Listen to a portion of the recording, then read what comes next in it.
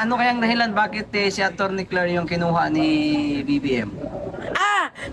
Kaya siguro siyang kinuha niya. Alam na natin yan, di ba? Is the price is right. Totoo naman yan. At hindi pwedeng ipagkasinungalingan yung ganyan na bakit ka papayag sa ganun? Na dati naman binabati ko sa yan dati eh. Ni Atty. Claire, binabati ko dyan si BBM dati.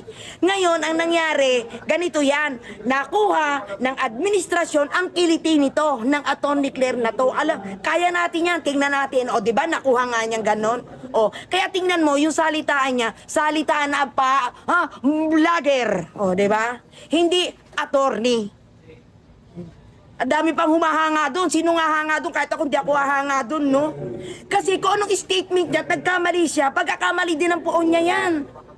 Ano yan? Batas yan at saka ano yan? Memorandum yan ng isang pangulo. Once na ikay nagkamali, sa iyong sinasabi, pagkakamali din ng pangulo yan. Ganun lang yun. Kaya ikaw, Atty. Claire, mag-ayos-ayos ka na sasabihin mo, walang natutuwa sa ginagawa mo.